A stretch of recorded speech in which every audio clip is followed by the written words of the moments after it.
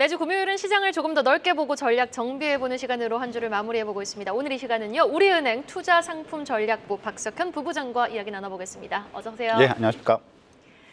자, 시장이 미국 대선 전망에 따라 아주 일희일비하고 있습니다. 오늘 막판에 재건 관련주 올라오는 거 보셨죠?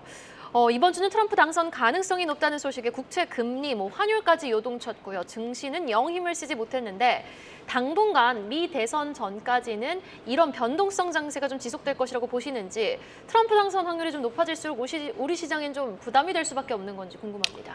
좀 부담스러운 것은 사실인 것 같고요. 네. 트럼프 후보가 지금 7개 경합주 모두 지금 트럼프 후보가 우위를 보이고 있어서. 근데 그것도 확실하지 않은 게 하루는 또 해리스가 유력하다고 맞습니다. 그러고 하루는 트럼프가 유력하다고 그러고. 그 격차가 1%포인트 안쪽이기 때문에 이거는 오차 범위 안에 있는 거고요. 네. 따라서 어떻게 될지는 11월 5일 날 결과를 지켜봐야겠지만, 지금 현재 추세는 트럼프 후보가 해리스 후보를 조금 따돌리는 추세인 거는 분명한 것 같고, 네. 그런 부분들이 좀 불확실성 요인으로 작동을 하는데, 일단 금리가 오르는 거는 글로벌 시장에서 이제 동일하게 작동을 하는 거라서 한국 시장에만 이렇게 특별히 이제 나쁠 건 없는데, 우리나라 시장에서 좀 부담스러운 부분은 이제 관세 부분입니다. 그러니까 트럼프 후보가 일반 관세를 10% 올리고 대중국 관세는 60%까지 지금 올린다고 얘기를 하고 있기 때문에, 이게 이제 무역 분쟁으로 이제 격화가 되게 됐을 경우에는 아무래도 글로벌 무역 거래, 이게 좀 줄어드는 어떤 흐름은 좀 불가피해 보이고요. 한국 시장이 상대적으로 불리한 이유는 우리나라 경제에서 차지하는 대외거래 비중이 한 100% 정도를 차지하는데, 이거는 전 세계에서 가장 높은 수준이고요. 우리나라하고 비슷한 나라가 이제 독일하고 멕시코를 이제 꼽을 수 있는데, 독일은 유로존 내에서 거래 비중이 높고 멕시코는 북미 거래가 대부분을 차지하기 때문에 글로벌 무역에서 우리나라가 대외 거래 비중이 전 세계에서 가장 높은 나라다라고 볼 수 있을 것 같고요. 만약 트럼프 대통령이 관세를 높여서 무역 분쟁이 격화가 되게 된다면 가장 크게 피해볼 나라는 우리나라다라고 볼 수 있을 것 같고, 이 부분이 좀 부담되는 부분이고요. 그리고 트럼프 후보죠. 트럼프 후보가 콕 집어서 지금 지적하고 있는 나라가 중국이고요. 중국에 대해서는 관세를 상당히 많이 높일 걸로, 현실화될 가능성이 높을 걸로 예상이 되고 있기 때문에, 또 우리나라는 대중국 수출 비중이 홍콩을 포함했을 때 25%로 가장 높습니다. 그리고 반도체 같은 경우는 홍콩을 포함한 중국의 반도체 수출 비중이 우리나라가 47%나 차지를 하는 거기 때문에 이 부분이 부담이 될 수밖에 없고, 따라서 트럼프 후보의 우세 가능성이 높아질수록 글로벌 시장 전체적으로도 좀 불확실성 요인이지만 한국 시장에는 특히 더 많이 부담 요인으로 작동을 하게 된다라고 봐야 될 것 같습니다. 그럼 손 놓고 볼 수만은 없어요. 역으로 지금 미국 대선을 활용해서 투자자들이 취할 수 있는 대비 전략이 좀 시급해 보이는데, 어떤 전략이 있을까요? 일단 주식시장 내에서는 원전 관련주가 아무래도 상대적으로는 부각이 될 수 있을 것 같고요. 근데 사실 밤사이에 미 증시에서 원전주 뿜어냈는데 오늘 우리 증시 원전주 굉장히 조용했잖아요. 그래서 또 어려워요.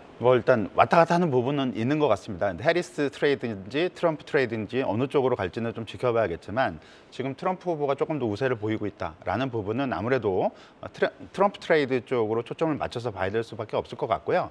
대신 이제 채권 투자 쪽으로는 어느 정도 이제 기회가 생길 걸로 예상을 해볼 수가 있을 것 같습니다. 물론 금리가 오른다고는 하지만 기본적으로 연준이 금리 인하 사이클로 가고 있고, 내년에도 추가적인 금리 인하 가능성은 상당히 높기 때문에 단기적으로 대선을 앞두고 금리가 좀 오를 수 있고, 대선 직후에도 좀 충격 요인이 있을 수는 있긴 하지만 추세적인 측면에서는 금리 하락 가능성이 상당히 높다라고 봐야 될 것 같고요.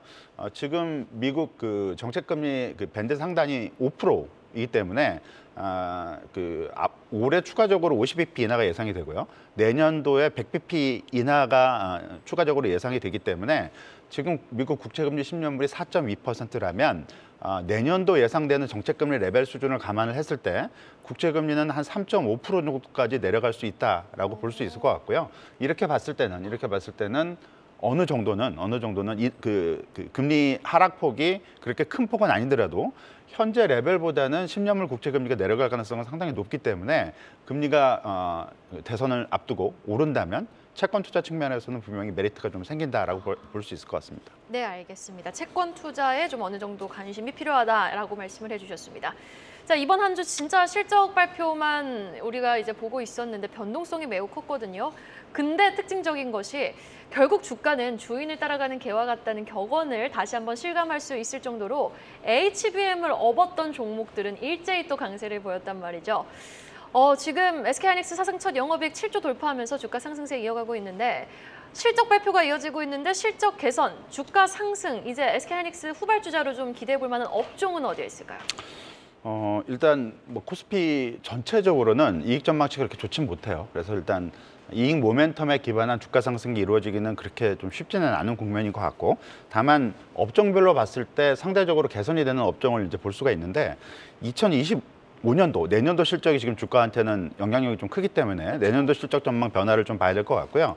가장 두드러진 건 역시 조선입니다.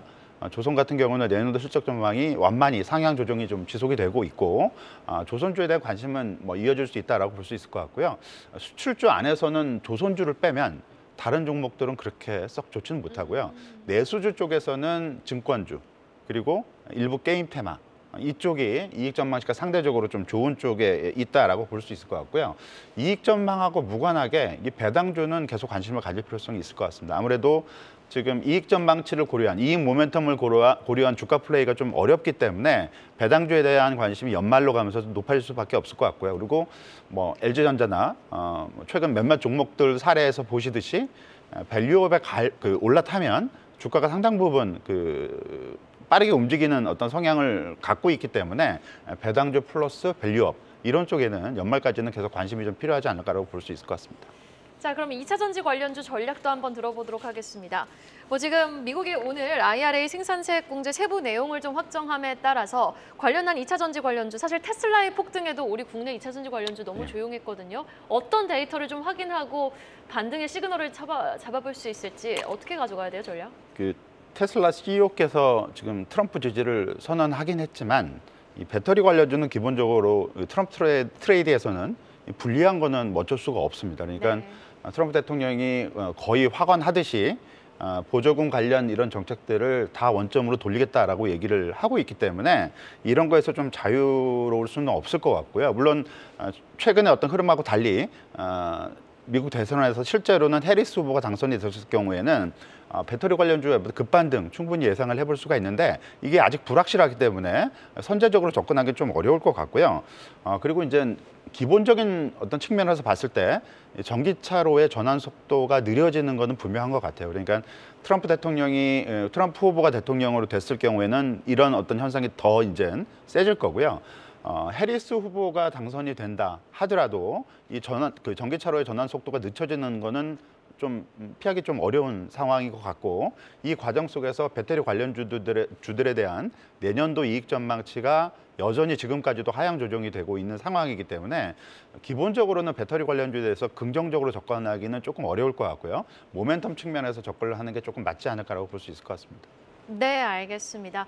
그러면은 2차 전지 관련주에서는 캐즘 구간이 조금 더 길어질 수밖에 없는 구간이다. 특히 미 대선 전후로 조금 더 힘들 수 있다라는 의견 제시해 주신 만큼 관련주들의 좀 변동성 염두에 두셔야겠습니다. 지금까지 우리은행 투자상품전략부 박석현 부부장이었습니다. 말씀 고맙습니다. 예, 감사합니다. 계속해서 다양한 경제 이슈를 알고 싶다면 구독과 좋아요, 알림 설정 부탁드립니다. AI 캐스터 권미정이었습니다.